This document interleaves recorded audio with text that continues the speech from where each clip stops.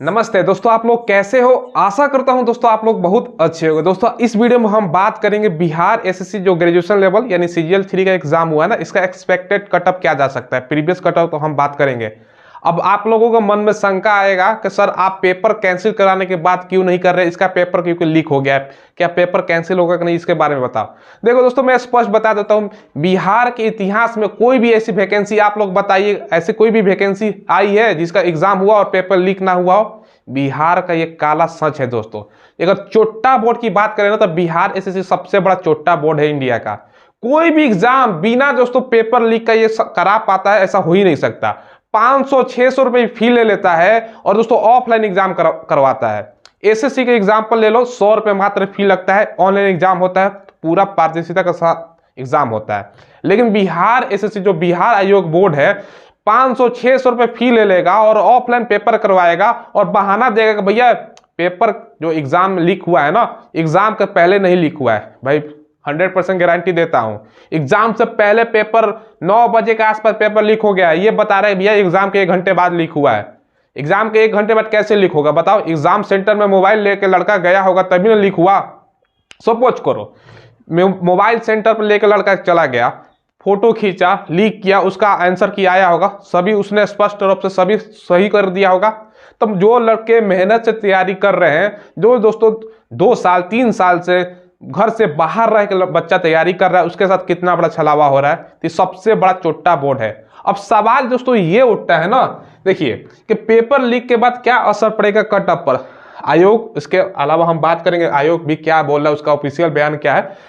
क्या paper cancel होगा? देखो 23 तारीख को 2 शिफ्ट में एग्जाम हुआ था, 24 को 1 शिफ्ट में हुआ था। 23 तारीख का प्रथम शिफ्ट का बात कर रहा हूं, पेपर लीक है दोस्तों 100%, इसमें कोई शंका नहीं होना चाहिए। अगर आपको पीडीएफ चाहिए ना फोटो खींचा हुआ, तो वो भी मेरे पास है, टेलीग्राम पर डाल दूंगा दोस्तों, ठीक है। पेपर पूरा व्हाट्सएप ग्रुप में फैला हुआ था, ठीक है, ये भी ध्यान रखिएगा।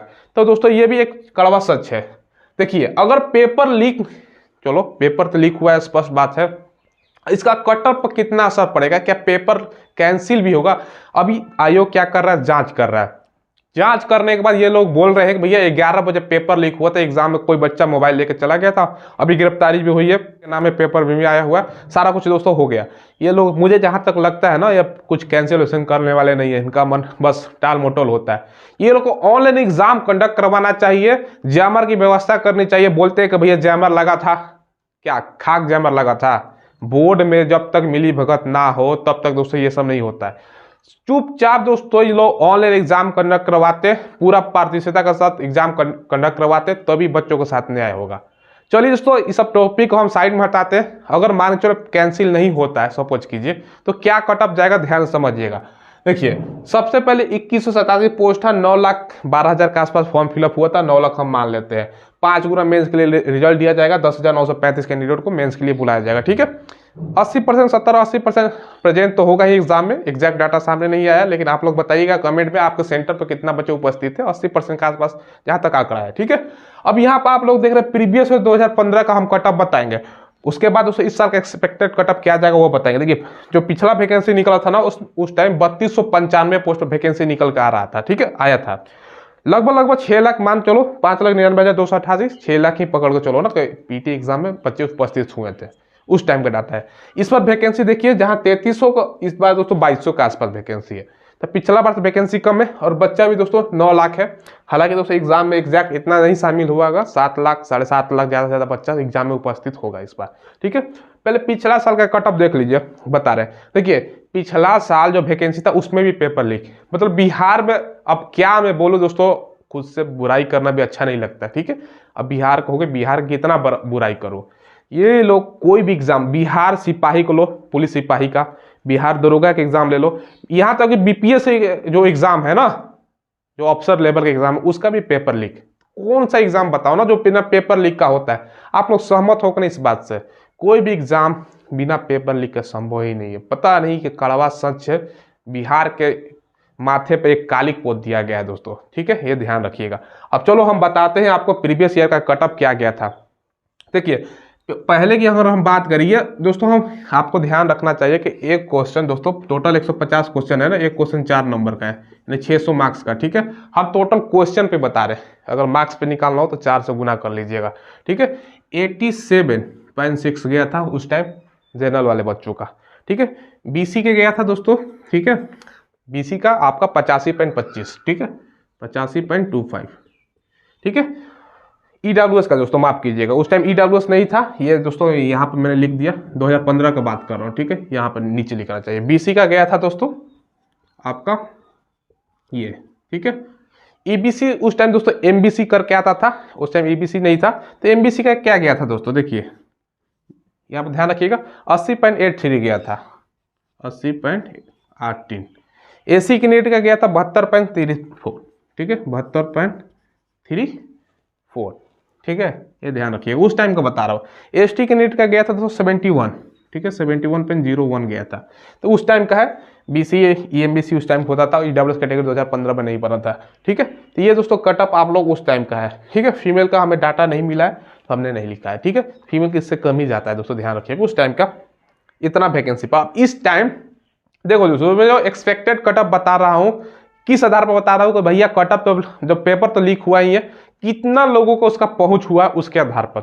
अगर ज्यादा बच्चों को मान के चलो ना 1-2 हज़ार के पास पहुंचा था, कुछ दिक्कत नहीं है, दिक्कत हालांकि है अगर ज्यादा बच्चों के पास पेपर जो पहुंच गया ना, उससे कटअप पर बहुत बड़ा असर पड़ेगा, 8 से 10-15 नंबर तक असर पड़ सकता है। वो डिपेंड करता है कितना बच्चों के पास पहुंच में मिला, उसका वो अलग चीज है बात, ठीक है। जहां तक मुझे लगता है दोस्तों इस बार जनरल कैंडिडेट का 105 प्लस है, तभी आप लोगों को 105 से कम पर काम चलने वाला नहीं है।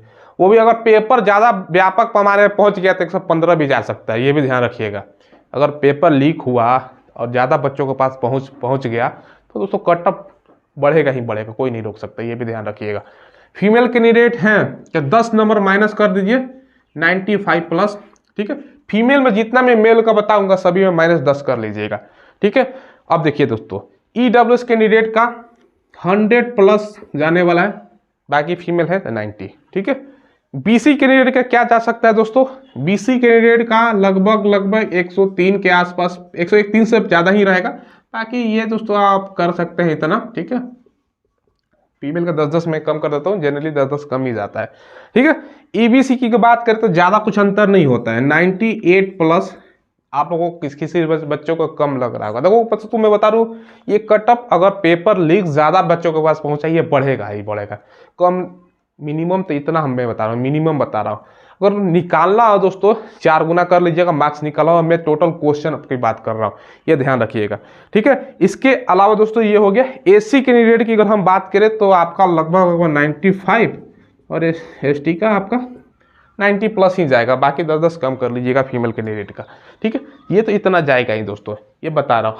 अब देखो क्या है ना, अब कुछ दिन में आयोग नीतीश कुमार का भी दोस्तों बयान आ गया है मीडिया में, भैया आयोग जांच कर रहा है। भैया आयोग को जांच क्या करना है इसमें बताओ ना। जब अगर कोई व्यक्ति मान के चलो 11 बजे के आसपास पेपर लीक हुआ है और कोई व्यक्ति एग्जाम सेंटर में लेके मोबाइल चला गया तो किसकी गलती है, आयोग की तो गलती है ही, क्योंकि ऑनलाइन एग्जाम नहीं करवा रहा है। उसके अलावा पुलिस प्रशासन जो चेक कर रहा है गेट पर, जो टीचर है उसकी भी गलती है। बिना जांच किए बच्चा अंदर कैसे घुस गया। यहाँ तक देखो ना टीचर क्या करता है ना, एक मेरा फ्रेंड का एग्जाम्पल ले लेता हूँ, वो सेंटर पे एग्जाम देने गया था, उसी के सेंटर पे एक दूसरा व्यक्ति बच्चा एग्जाम दे रहा था ना, एग्जाम खत्म हुआ, एग्जाम खत्म होने के बाद दोस्तों जो आपका प्रश्न पत्र होता है ना लेकर बाहर भाग गया। वो तो बाद की चीज है, बाद में एग्जाम के जब पूरा खत्म हो जाता है उसके बाद लेकर बाहर भाग जाता तो अलग चीज है, ठीक है। लेकिन मोबाइल कैसे अंदर चला जा रहा है, ऑनलाइन एग्जाम ये लोग क्यों नहीं कंडक्ट करवा पा रहे जबकि पैसा इतना रुपए ले लेते हैं। तो ये दोस्तों कुछ खामियां हैं, कुछ नहीं, मतलब सभी खामियां ही, 90% तो खामियां ही है। मगर क्या करें, बिहार के इतिहास में दोस्तों ऐसा पहली बार नहीं हुआ है, हमेशा देखने को मिलता है। तो दोस्तों जो सच है मैंने आपको बता दिया। आप लोग बताइए एग्जाम कैंसिल होना चाहिए, ऑनलाइन एग्जाम होना चाहिए कि नहीं होना चाहिए। और दोस्तों पूरा व्यापक पैमाने पर आप लोगों को जन आंदोलन चलाना है, ठीक है, क्योंकि मजाक तो नहीं है ना। 2 साल 4 साल से बच्चा मेहनत कर रहा है, 2015 में पिछला बार वैकेंसी, 7 साल बाद वैकेंसी दोस्तों आ रहा है, 7 साल में एज खत्म हो जाता है, 1 से 2 बार चांस मिल रहा है बच्चों को, उसी में पेपर लीक हो जा रहा है, कितना बड़ा दोस्तों कलंक है। तो यही आपको बताना था, इतना है तो दोस्तों आप लोग समझ लीजिए। इससे ज़्यादा है तो आप लोग मेंस की तैयारी में लग सकते हो।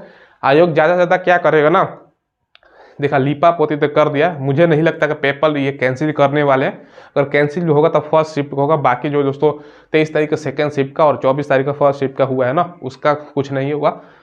यही आपको अपडेट देना था। चलिए दोस्तों, फिलहाल बस वीडियो में इतने ही रखते हैं। कोई सवाल हो तो कमेंट के माध्यम से पूछ लीजिएगा। चैनल को जरूर सब्सक्राइब करके बेल आइकन दबाइएगा। धन्यवाद।